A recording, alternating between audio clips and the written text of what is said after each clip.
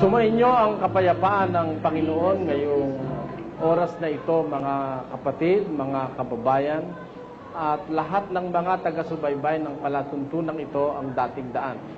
Muli po sa tulong ng Diyos tayo'y naririto at umaasa kami na sa susunod na isang oras ay makapiling kayo sa isang malayang pag-aaral ng Biblia para sa kapakinabangan ng ating mga pagkatao sa kaligtasan ng ating mga kaluluwa.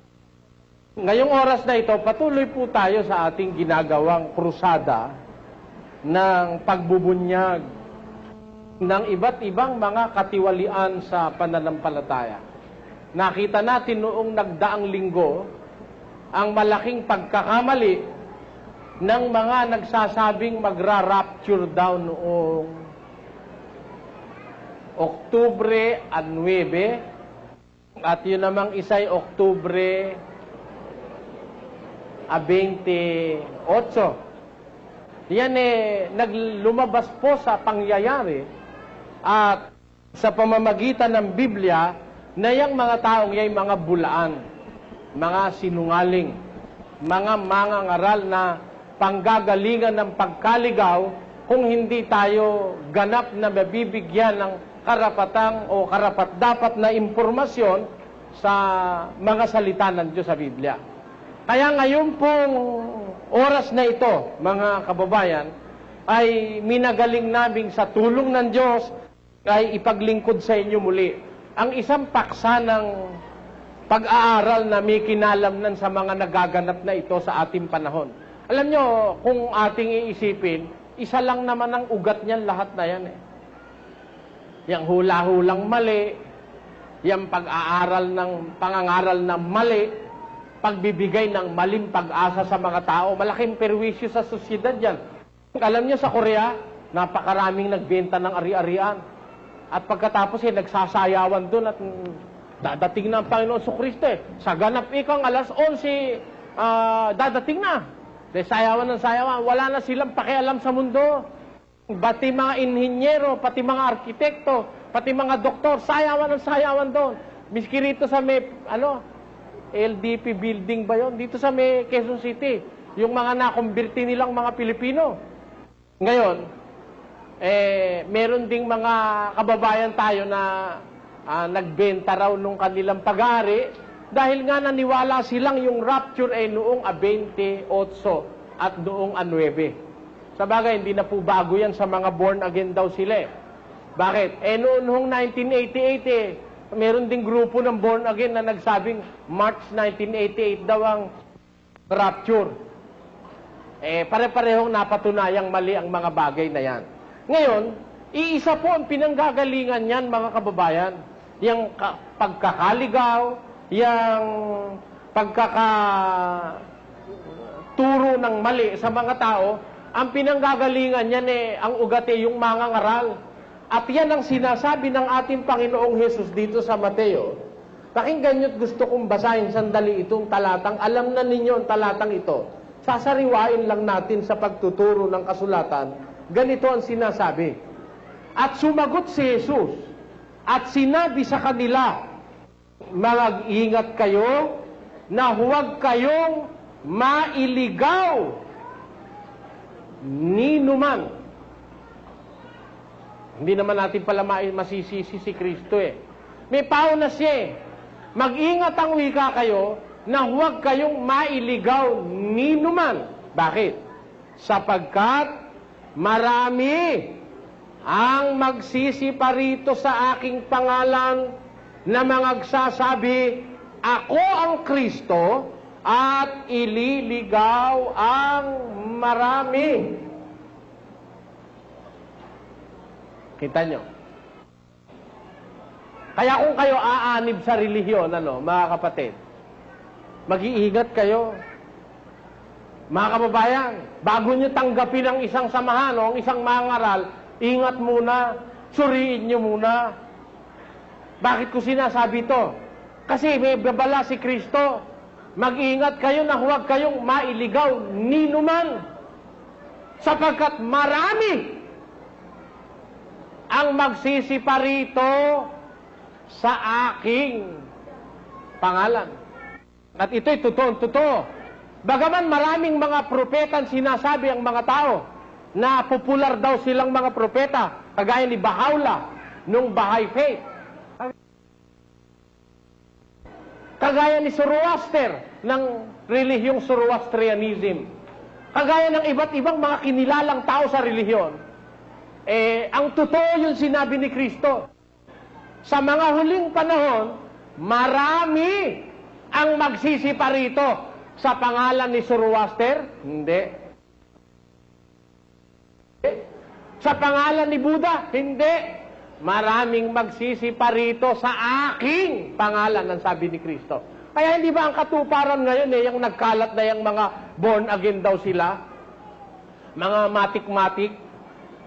Di ba? Ang lahat na yan, ang daladala, hindi pangalan ni Buddha, kundi pangalan ni Kristo. Katuparan nung sinabi ni Kristo, marami ang magsisipa rito sa aking pangalan at magsasabi na ako ang Kristo at ililigaw ang marami. Kaya sa panahong ito, mas marami ang ligaw kaysa sa totoo. Mas marami ang naililigaw kaysa sa naitutunsun sa tamang landas ng katwiran. Yan ang senaryo sa ating panahon. Ba't hindi mo sasabihin marami naililigaw? Biro mo. May daladalang panyo. Mahalaga yung kayang panyo. Yung isa naman, walang panyo. Yun, saan mo pinagkuha yun? Asa sa Biblia yun? Wala yun eh. Kaya sabi ko, ligaw na ligaw. Sasayawan eh. Oh? Sasayawan. Samantalang sa Biblia, doon sa panahong Kristiyano, wala namang mababasang yung mga Kristiyano yung nagsayawat ng rock and roll pa eh. Wala nun eh. O, wala nun. Saan kayo makakakita sa Biblia? Mga Kristiyano nag-rock and roll. Ha? At may combo. Ha? Pagkatapos kalahating oras, puro awit at yung salita ng Diyos 15 minutos na lang kung pag-aralan. Kaya ngayong umaga o ngayong hapon o ngayong kahit anong oras ninyo marinig, kahit marinig nyo ng gabi ang palabas na ito, aalamin po natin sa Biblia, mga kababayan, paano natin makikilala yung talagang mangangaral ng Diyos? Paano po natin siya madidiwaan? Aalamin natin sa Biblia, mga kapatid, para huwag tayong madaya. Aalamin natin ng mga pamantayan ng Diyos na nagpapakilala sa atin kung ang mangangaral ay sa Diyos o kung ang mangangaral ay hindi sa Diyos. Ngayon, para ito'y magliwanag sa atin, umpisahan natin ang pagsisiyasat sa pamamagitan ng paglagay natin sa isang kalagayang tayo'y para tayo inosente, walang alam. Tatanong tayo sa Diyos, sasagutan Diyos. Yung isinagot ng Diyos, yun ang tama. Yun ang totoo. Yun ang atin tatanggapin. Umpisahan natin ang pagtatanong sa Diyos. Panginoon, may paraan ba para makita namin yung mangangaral na sa Diyos? Baka naman wala na kaming pag-asang makakita ng sa Diyos dahil puro sa Diyos na lahat ito eh. Wala naman tumindig na hindi sa Diyos. Sabi ni Joseph Smith noong 1820, ako ang sugo ng Diyos. Dahil kinausap ako ng Diyos doon sa gitna ng kakahuyan at tinanong ko siya, ang sabi ni Joseph Smith, I ask the personage that is before me, who of this religion I am going to join. But he answered to me and said, you shall join none of them, because all of them are abomination in my sight. Ayun. Yun ang sabi ng Diyos kay Joseph Smith. Wala kayo kang aaniban dyan, dahil lahat kayo mga mali. Kaya ang sabi ng Diyos, I have a work for you to do. Ayun. Pupunta ka dun sa bundok ng Kumora. May makikita ka ron na mga gintong papel. Ha? Ano matawag dun? Sa golden plates. At may mga nakasulat doon na characters na kung tawagin ni Joseph Smith and Company ay Reformed Egyptian. Itatranslate mo yon at bandang huli yun ang magiging Book of Mormons. At ikaw ay magtatayo, ang itatayo mo ay ang Church of Jesus Christ of the Latter-day Saints sa shortcut Mormon. Ayun. Then, 18:20, sinugo ng Diyos si Joseph Smith. Ngayon, ipinanganak naman si Mr. Manalo. Noon ding mga panahon 18, wala pang 19 noon 18 pa lang Ngayon, noong 1913, lumitaw ngayon si Ginoong Manalo na siya naman ang sugo ng Diyos. Kaya magkakompetensya na ho sila ni Joseph Smith. Teka muna, may nakalimutan tayo. Doon pala sa Amerika, nag-aagawan na pala noon sa panahon na yun si Joseph Smith at saka si Charles Taze Russell ng saksi ni Jehovah. Sabi naman ni Russell, siya raw ang sinugo ng Diyos para ipangaral sa buong mundo ang pangalan ng Diyos at ang pangalang yan ni Jehovah. Wala nang iba. Kaya alam nyo, agawan na agawan yan Ngayon tayo hindi makikipag-agawan, mga kababayan. Ang layon ko, kaya ko binubuksan ng pag-aaral na ito sa inyo, para mabigyan tayo ng isang pananaw na magmumula sa Diyos. Kung kikilala tayo sa mga ngaral, talaga kayang ito dapat kong kilalanin. Ang mga ngaral na ito kaya ay sa Diyos. Ang tanongin natin ng Diyos, meron bang paraan, Panginoon, para makilala namin yung sa Diyos na mga ngaral? O baka walang sa Diyos? Baka puro naman sa Diyos? Kagaya nung iba. Sabi kasi nung iba, pare-pareho lang sa Diyos yan. Kumbaga, ikaw sa parang Christmas tree yan. Sa baba, malaki. Iba-ibang puntos. Pagdating ikaw sa dulo, isang point, andun na ikaw ang Diyos. Kaya lahat yan, ikaw papunta sa Diyos. Kumbaga, ikaw pupunta ka sa Maynila, dumaan ka sa MacArthur Highway, dumaan ka sa Super Highway, dumaan ka sa International Highway, makakarating ka ng Maynila. Ganun ang paniwala na iba, puro raw sa Diyos yan. Ngayon, pare-pareho lang naman ika ang Diyos na ating sinasamba, sabi naman nung iba. Ako naman, hindi ako makapaniwala ron pagpauman ninyo. Hindi ako makapaniwalang pare-pareho ang ating Diyos at pare-pareho tayo papunta sa Diyos. Bakit? Tingnan ninyo, bibigyan kayo halimbawa. Tanungin mo sa Badista, kayo ho, ba't ho kayo hindi kumakain ng baboy kaya sarap-sarap ng lechon ni Ando? Aba, bawal ng Diyos ang baboy. Karumal-dumal nga. Ayun ang sagot ng Sabadista. Sa makatid, yung Diyos ng Sabadista, bawal ang baboy doon. Ayan. Punta ka ngayon sa Katoliko. O, kapatid na Katoliko, ba't naman ikaw? Yung Sabadista ayaw kumain ng baboy, ikaw naman puro baboy ang ulam mo, araw-araw. Bakit eka? Masama ba baboy? Sabi ng Sabadista, masama. Hindi ka, walang bawal sa Diyos. Sabi ika ng Diyos, lahat ng makakain, kainin. Iba naman ang Diyos ng Katoliko. Dahil yung Diyos ng Katoliko, lahat ng pwedeng kanin, kakanin mo. Kaya nga pati bayawak di ba? Subukan mo nga sa Sabadista kung kainin yung bubuli. Pwede ba yun? Sa Sabadista, karumal, dumal yan. Kaya doon lang sa punto na yun, magkaiba yung Diyos ng Sabadista at saka ng Katoliko. Eto pa isa. Tanungin mo doon sa isa, ano bang araw ang pagsamba? Sabado ika. Yan, Sabado ang pinabanal ng Diyos. Ang Diyos ang may utos na Sabado pagsamba. Punta ka sa Iglesia ni Cristo. Ano ba araw pagsamba? Huwebes at saka Linggo. Hindi mo ba pwede Sabado? Hindi ka. Ang utos ng Diyos ay Linggo. Saka Huwebes. Yun naman ay kang Huwebes, napagkaisahan namin yun. Ang tanong ko sa inyo, tanong ko, pareho ba ngayon ang Diyos ng Iglesia ni Cristo at ang Diyos ng Sabadista? Hindi. Bakit?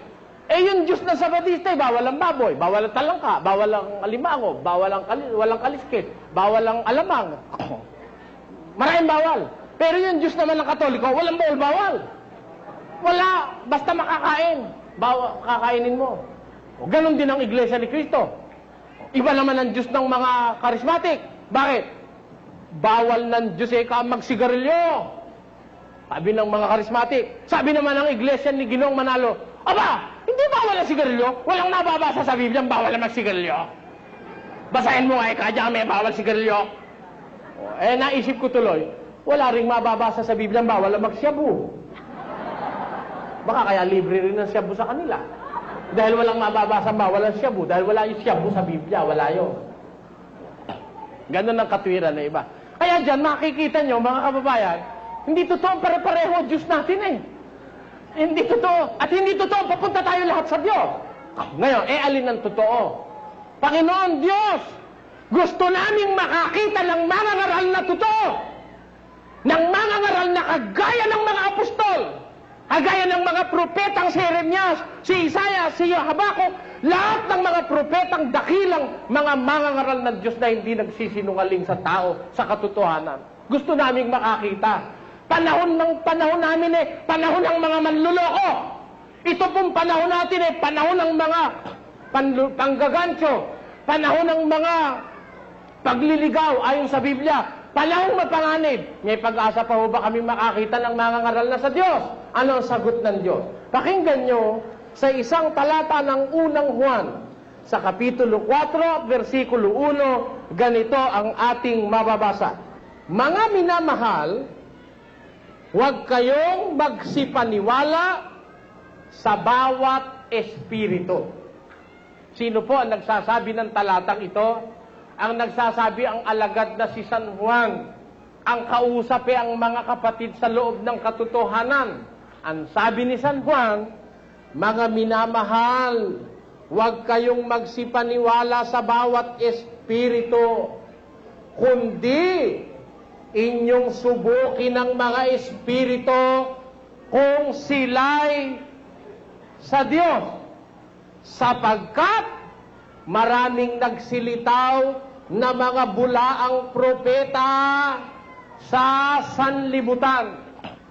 Ang tanong natin, Diyos, may pag-asa pa po ba kaming makakita ng tama, ng totoong mga ngaral, hindi plastic, hindi manluloko? Ang sagot, mga minamahal. Sabi niya, huwag kayong magsisipaniwala sa bawat espiritu. Masama yung paniwalain. Masama yun. Sabi sa Biblia, mga minamahal, ito'y admonition na nanggagaling sa isang nagmamahal na mga ngaral ng Diyos na si Juan. Ang sabi ni Juan, mga minamahal, huwag kayong magsisipaniwala sa bawat espiritu, kundi inyong subukin ng mga espiritu kung sila'y sa Diyos. May pag-asa pala naman tayo makakita ng sa Diyos Meron ba? Meron. Sabi subukin ninyo ang mga espiritu kung sila'y sa Diyos. Bakit? Sapagkat meron pala naman dahil kaya tayo susubok Sapagkat maraming nagsilitaw na mga bulaang propeta sa sanlibutan. Kaya hindi basta dampot ka lang ng dampot. Bakit? Maraming lumitaw Kung ang madampot mo yung bulaan, kawawa ka. Kaya ka pinasusubok. Ha? Pinaglilibot ka. Kagaya nung ginawa ko nung araw. Nakinig ako sa saksi ni Jehovah. Nakinig ako sa pare. Kaibigan ko pa nga si Padre Reyes doon sa Film Life Parish Church nung araw. Tapos, nakinig ako sa Iglesia ni Cristo. Nagbasa ako ng iba't ibang libro ng relihiyon.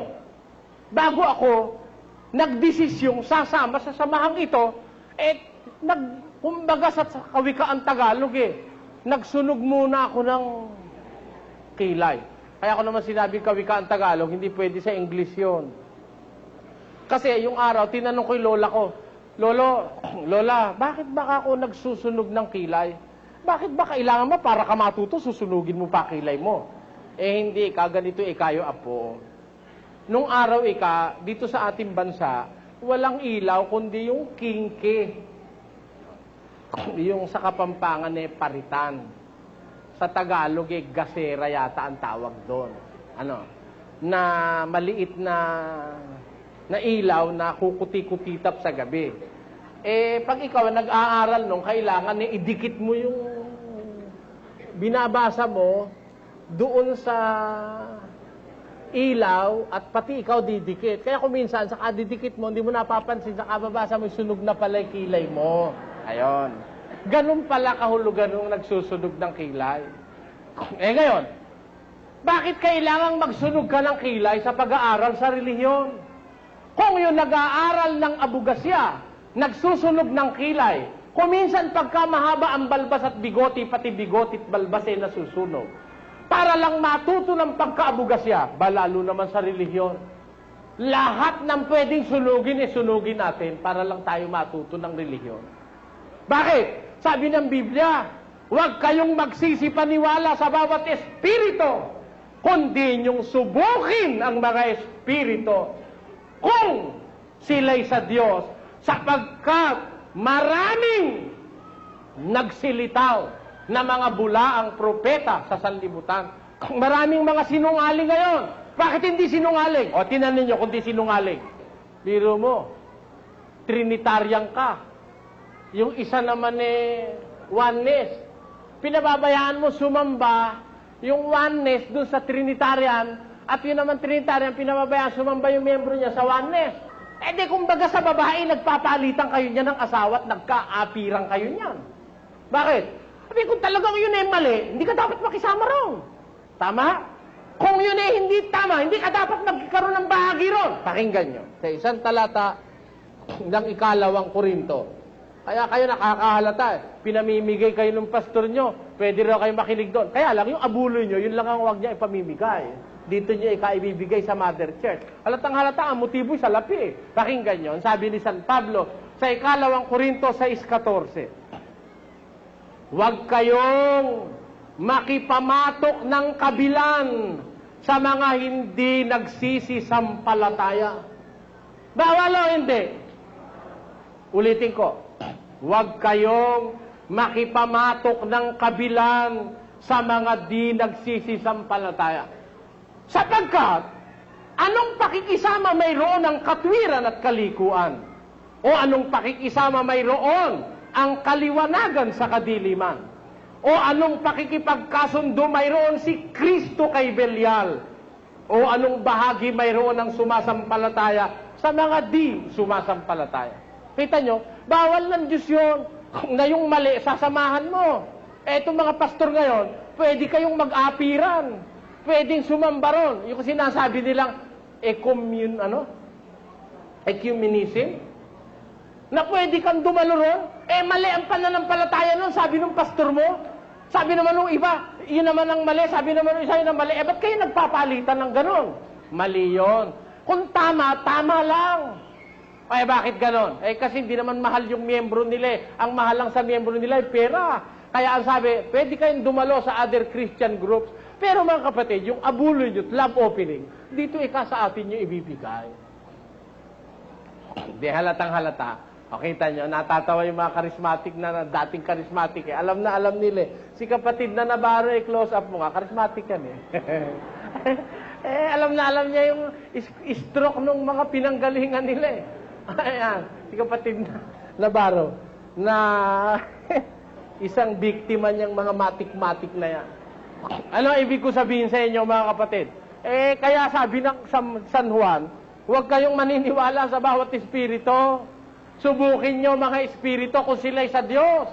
Bakit? Maraming lumitaw na mga bulaang propeta sa sanlibutan. Maraming manluloko ngayon. Maraming bulaan, maraming sinungaling. Ililigaw ang konti. Ilan na ililigaw? Ililigaw ang marami. Kaya yung marami ngayon, tiyak na tiyak ko mga kapatid. O sige, gusto nyo, tawagin nyo lahat ng pastor na yun Patutunayan ko, ang ligaw mas marami kaysa sa hindi. Kaya para wag maligaw ang marami, ito naman ngayon ang palatuntunan ang dating daan. Sa aming krusada, na ipahayag sa tao, maging well-informed ang tao tungkol sa pasikot-sikot ng mga pananampalataya sa ating panahon sa pamamagitan ng kasulatan. Kaya alamin natin, meron ba tayong pagkakataong makakita ng totoo? Sabi ng Diyos, subukin nyo lahat ng bagay.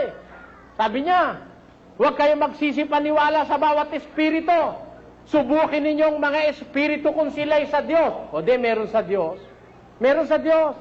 Kaya lang, yung mga sa Diyos na yon, nasa gitna ng maraming mga bulaang propeta. Mas marami yung bulaan, mas marami manluloko, mas marami yung manliligaw, mas marami yung manghuhut-hut, mas marami ang mga plastic, mga mapagpaimbabaw na kagaya ng mga eskribas at pariseo nung araw. Mas marami yon. Kaya pag hindi ka mag-iingat, malamang-lamang ang mapuntahan mo yon.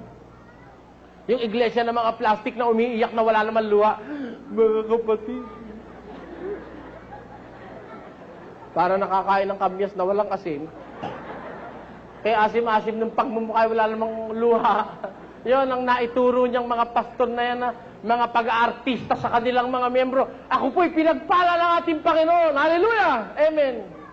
Ano ang pagpapala sa akin? Dati ho akong sabungiro, lasinggo, babairo. Ngayon ho, mabait na ako. Mabait na raw siya. Halinga, halinga. Kaya ikatotoo itong amin. Dahil ako'y pinagaling ng Diyos. Ang tanong ko sa'yo, pinagaling ka ba o hindi ka gumaling? Kasi nasa Biblia, sabi ni Kristo dun sa babae, Thou art made whole. Pinagaling ka. Kumbaga, kung talagang kukunin mo ang essence ng salita, Thou art made whole. Kumbaga, binuo ka uli. Nag-undergo ka ng renovation. You are made whole. Ngayon gumaling yung hika. Pero, manluluko rin. Naalis yung sakit ng ulo. May buni naman. Nang sabihin ni Kristo dun sa babae, Babae, pinagaling ka ng iyong pananampalataya. Walang masama ron. Magaling na lahat yung buong pagkatao nun. Pati puso, pati isip, pati underarm alarm. Tanggal na lahat yan.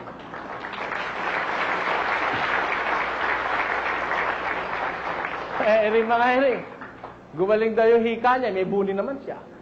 Pero sumasampalataya pa rin. Kasi nga ho'y biktima ng panluloko ng mga taong masasama. Kaya tayo nag-aaral, alamin natin. Maraming mga mangaral ngayon, pero ang sabi ng Biblia, yung marami, manluloko. Maraming nagsilitaw na mga bulaang propeta sa sanlibutan. Subukin ninyo kung alin ang sa Diyos. Merong sa Diyos, pero mas marami yung hindi sa Diyos. Ang tanong natin ngayon sa Diyos, paano namin malalaman? Mas marami yung hindi sa Diyos. Paano namin malalaman yung sa Diyos? Ang sabi, subukin ninyo ang mga espiritu. Ayon. Yung aral, yung espiritu, yung katwirang daladala, susubukin mo para malaman mo yung sa Diyos. Bakit? Sapagkat kung hindi mo susubukin, at ikaw tatango na lang ng tatango. Amen. Kaya bago kayo aamin, bago kayo papalakpak, iisipin nyo, kung yung sinasang-ayunan ninyo ay nasa Biblia pa, pamumusong na sa Diyos. Sapagkat yung ministro ay nag-umpisa ng pamumusong. Umamen ka! Paulo kayo pusong ayon sa Biblia. Pakinggan nyo. Sa isang talata ng Kawikaan, ganito ang sinasabi sa 29, mga kababayan, sa versikulo 12. Kung ang puno ay nakikinig sa kabulaanan, lahat niyang mga lingkod ay masasama. Kita mo, maiiwasan mo ba yon? Pagka ang puno nakikinig sa kabulaanan, ang puno naniniwala sa kasinungalingan, lahat niyang lingkod na susunod sa kanya, pawang masasama. Sino may sabi nun? Hindi ako. Hindi ko kayo hinahatulan. Kaya lang pag napatunayang yung puno mo'y kasinungalingan ang sinasabi, umaamin ka, pareho na kayo ng puno mo. Nadadamay ka sa puno. Doon natutupad yung sinabi ni Kristo sa Mateo, Kapitulo 15, versikulo 14. Pakinggan nyo, mga kababayan. Pabayaan ninyo sila. Sila'y mga bulag na taga-akay. At kung ang bulag ay umakay sa bulag, ay kapwa sila mga huhulog sa hukay. Yun ang malagim na sasapitin ng tao. Biro mo, bulag yung pastor mo. Bulag ka rin. Kahit ano sabihin niya, amen ka lang, amen. Kaya sabi ni Kristo, pag bulag ang umaakay, bulag ang inaakay, kapwa sila, mahulog sa hukay. Halika rito, kapatid. Kanan. Amen. Kapatid, diretso. Amen. Diretso, kapatid. Amen. Hukay na pala yun ganun ang ginagawa ngayon sa atin ng mga pastor Inuuto tayo Alam nyo, maraming nauuto ngayon, mga kababayan, lumalabas uto-uto. Bakit? Mga kapatid, taas ang kamay. Taas naman. Sumayo tayo! I got a Christian spirit down in... Sasayaw ka naman. Upo, mga kapatid. Upo ka naman. Luhod, mga kapatid. Luluhod ka naman. O, tumawa nga ika kayo? Tawa na naman. O, kayo ba, mga masasaya ba kayo? Oo. May mga pera ba kayo? Oo. Pinagpala kami ng Panginoon. Pinagpala tayo. Tayong lahat mayayaman. Oo. Wala pa ba yung isa? Aba, hindi naman gano'n. Mag-isip kayo bago kayo. Kababayan ko, mga kababayan ko Pilipino, matagal na tayong ginawang object of ridicule niyang mga manlulokong mangaral. Matagal na tayong ginawang mga parang payaso na kung gusto tayong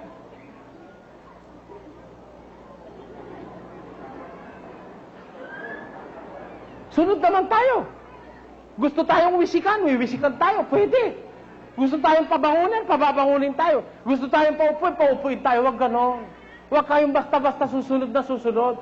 Aalamin muna natin kung nasa Biblia. Sapagkat kawa-awa tayo. Pagka bulag ang umaakay, bulag ang inaakay, kapwa mahulog sa hukay. Pag hiningi yung ikapo, bibigay ka naman. Humingi ng lapo o piring, bibigay ka naman. Humingi ng pambayad sa kuryente, bibigay ka naman. Humingi ng pampatrikula ng anak, bibigay ka naman. Lahat na lang hinihingi sa'yo, bigay ka ng bigay. Hindi masama yang magbigay kung ang pagbibigay mo'y kasang-ayon ng kasulatan. Pero baka ginagawa ka lang palabigasan ng pastor mo. Wala naman kasi sa Biblia yung mid-year anniversary. Meron ba nun? Na mga kapatid, anibersaryo ng pagkatatag ng ating iglesia sa 27 ng Hulyo ay 20 taon na ang ating iglesia. Kaya meron tayong isang malaking pagtitipon at doon ay mag-aabuloy tayo sa ikaluluwalhati ng Diyos. Saka nakakita sa Biblia, pag may anniversary, may abulo yan. Meron ba nun?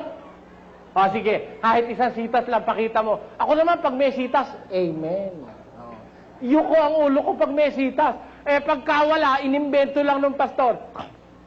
Saan mo ako mababasa yung hinihingi yung abulo yan ng Huwebes sa Biblia? Sabi ko doon sa pastor na Iglesia ni Cristo, wala sa Biblia yun. Napagkaisahan namin yun. Bakit kami nagkaisa? Meron kang utos ang Diyos na magkaisa kami. Binasa. Babasahin ko rin. Eto, sabi. Yun daw abulo ng Huwebes, napagkaisahan daw nila, sabi ng pastor na Iglesia ni Cristo. Saan may kumuha ng batayan? Binasa ito. Babasahin ko. Katotohanan muling sinasabi ko sa inyo, kung pagkasunduan ng dalawa sa inyo sa lupa, ang nauukol sa anumang bagay na kanilang hihingin, ay gagawin sa kanila ng aking Ama na nasa langit. Ayan. Sabi ni Kristo, kung pagkasunduan ng dalawa sa lupa, ang tungkol sa anumang bagay na hihingin, gagawin ni ng Ama sa langit. Kaya kami nagkasundo, nahihingi kami ng abuloy pag Huwebes. O ano masama yan? Sabi ko, ang tanong ko sa iyo, kapatid, kasagot-sagot mo naman sa akin yung ministro doon sa liko, huwag mo ako tawagin kapatid. Hindi ka tayo magkapatid. O sige, payag na ako. Ang tanong ko kako sa iyo, kaaway. Yung sinabi ni Kristo, na kung pagkasundoan ng dalawa o tatlo sa inyo sa lupa, ang tungkol sa anumang bagay na hihingin, gagawin ng Ama sa langit. Kanino hihingin? Kanino hihingin? Magkakasundo yung mga mangangaral na hihingi. Kanino hihingin? Iniligaw yung tao. Hihingin, hiningi sa tao. Basahin nga natin kung kanino hihingin. Basa. Muling sinasabi ko sa inyo na kung pagkasunduan ng dalawa sa inyo sa lupa, ang nauukol sa anumang bagay na kanilang hihingin, ay gagawin sa kanila ng aking Ama na nasa langit. Kanino hihingin yung pagkakasunduan? Hihingin sa Ama. Ang ginawa ng Iglesia ni Cristo, hiningi sa miyembro yung abulo ng Huwebes. Ligaw ba o hindi? Ligaw. Maling pakahulugan. Ang tinutukoy ni Kristo, pagkakasunduan ng dalawa, tatlo na hihingin sa Ama. Alin ba yung hihingin? Yung patawad sa kasalanan, yun ang hihingin. Katunayan, tuloy natin. Sapagkat kung saan nagkakatipo ng dalawa o tatlo sa aking pangalan ay naroon ako sa gitna nila. Nang magkagayo lumapit si Pedro at sinabi sa kanya, Panginoon, makailang kong magkakasala ang aking kapatid laban sa akin at siya aking patatawarin. Hanggang sa makapito, sinabi sa kanya ni Jesus, hindi ko sinasabi sa inyong hanggang sa makapito, kundi hanggang sa makapitong pito. Ang tema ng pag-uusap dito, yung pagpapatawad sa kasalanan. Kaya kung pagkasunduan ng dalawa, tatlo, ang hihingin sa Ama, ang isa ron yung pagpapatawad sa kasalanan, sa Ama hihingin, ipagkakalubi ka ng Ama sa langit. Ang katunayan yan, pakinggan nyo, sa unang Juan, ganito ating mababasa. Sa Kapitulo 5 at versikulo 16, at kung makita ng sino man ang kanyang kapatid na nagkakasala ng kasalanang hindi ikamamatay, ay idalangin siya at bibigyan ng Diyos ng buhay na ukol sa nagkakasala ng hindi ikamamatay. May kasalanang ikamamatay, hindi tungkol dito ang sinasabi ko na idalangin niya. At kung ating nalalaman na tayo dinidinig niya sa anumang ating hingin, ay nalalaman natin na nasa atin ang mga kahilingan sa kanya ating hinihingi. Ayun. Ang tinutukoy na ihihingi mo sa Ama, yung patawad ng kasalanan ng kapatid, yung pabor sa kapatid. Nung pakahulugan na ng Iglesia ni Cristo, hihingin sa Ama, ang ginawa, hiningi sa miyembro, abulya ng Webes. O paano ngayon yun? Yan ang sinasabi ko. Yan ang sinabi ng Biblia. Mag-iingat kayo. Sa bawat espiritu, huwag kayo maniniwala. Subukin ninyong mga espiritu kung sila'y sa Diyos. Sapagkat maraming nagsilito ng mga bulaang propeta sa sanlibutan. O meron palang sa Diyos. Paano mo malalaman yun sa Diyos? Malalaman mo ba yun sa bunganga ng mga ngaral?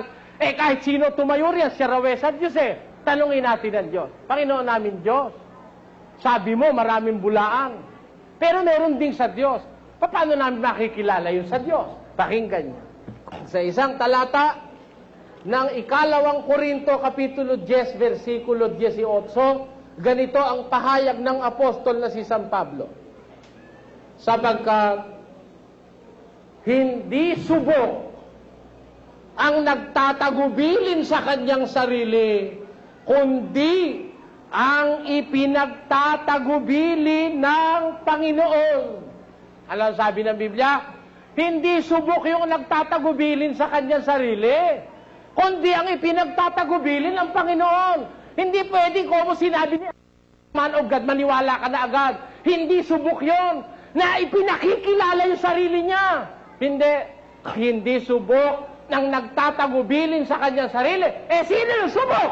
Yung ipinagtatagubilin ng Panginoon. Kaya, yung tagubilin ng Diyos, yung rekomendado ng Diyos, yon ang subok. Hindi yung inirirekomenda ng kanya sarili. Maniwala kayo sa akin, ako yung man of God. Maniwala kayo, ako yung sugo ng Diyos. Sabi ni Manalo, ako ang ibong mandaragit. Ako ang anghel sa sikatan ng araw. Ako. Agawan sila na agawan doon. Ganun ba? Ang paniniwalaan natin, yung ipinagtatagubili ng Diyos. Ang tanong, Diyos, ano ba yung subok na ipinagtatagubilin mo? Paano ba makikilala yung subok na ikaw ang nagtatagubilin? Basa, ikalawang Timoteo 2:15, ganito ang sinasabi ng kasulatan. Pagsikapan mong humarap na subok sa Diyos, manggagawang walang anumang ikahihiya, na gumagamit na matuwid ng salita ng katotohanan. Ayon ang subok. Gumagamit na matuwid ng salita ng katotohanan. Kung gumamit ng Biblia, matuwid. Hindi paggamit na baluktot. Nakabasa ka. Ang nananalangin, itaas ang kamay. Anong ginawa mo? Ihinagayoy mo yung kamay mo. Matuwid ba paggamit mo? Hindi. nakalagay, taas ang iunat ang kamay. Ginawa mo naman, hindi mo inunat, nagwawagayway ka. May dala pang panyo. Saan nakita yon? Ang sabi sa Biblia, iunat ang kamay na banal. Ang ginawa mo na, iwinagwagayway mo. Mali yun eh. Ang sabi, pagsikapan mo humarap na subok sa Diyos, manggagawang walang anumang ikahihiya na gumagamit na matwid ng salita ng katotohanan. Kaya yung paggamit, doon tayo magiging curious. Kaya aalamin natin sa Biblia, paano kung gamitin ito? Yung subok na maaaral, kung gumamit matwid, ginamit ito ni Joseph Smith, ginamit ito ni Ginoong Manalo, ginamit ni Charles Taze Russell ng Saksi ni Jehovah, ginamit ni Ellen G. White ang Biblia ng Sabadista, ginamit din ito ng mga paring Katoliko. Lahat ng mga ngaral gumagamit nito. Aalamin natin, sino ang gumagamit nito ng matwid na paraan ng paggamit. Alamin natin nga. Gusto nyo, umpisahan natin? Sa susunod po natin pagtatanghal, umpisahan natin ang Mormons. Ginamit kaya ni Joseph Smith ang Biblia, ang matwid na paraan ng paggamit ng Biblia, ng kasalita ng katotohanan?